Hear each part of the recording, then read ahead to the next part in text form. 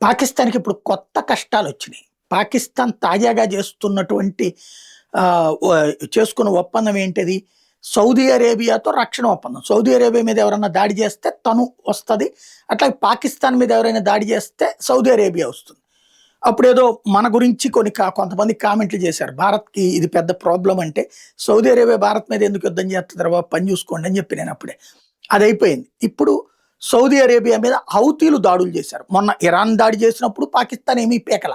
ఇప్పుడు హౌతీలు ఎళ్లి దాడి చేశారు. ఇప్పుడు పాకిస్తాన్‌కి ఆల్రెడీ సౌదీ అరేబియా పాత ఒప్పందాన్ని గుర్తు చేస్తే మొన్న 50,000 మంది సైన్యాన్ని పాకిస్తాన్ సౌదీ అరేబియాకి పంపించింది. ఇప్పుడు హౌతీలని అడ్డుకోవడం, హౌతీల మీద దాడి చేయడం పాకిస్తాన్ పని. కానీ పాకిస్తాన్ నిన్న కూడా చేయలేదు. సౌదీ అరేబియానే దాడులకు దిగింది. ఇప్పుడు పాకిస్తాన్ యుద్ధంలోకి దిగకపోతే సౌదీ అరేబియాతో ఒప్పందం వృధా అయిపోతుంది. దిగితే అది హౌతీలతో తగవు పెట్టుకున్నట్టు అవుతుంది. హౌతీలతో తగవు పెట్టుకోవడం అంటే ఇరాన్‌తో తగవు పెట్టుకున్నట్టు అవుతుంది.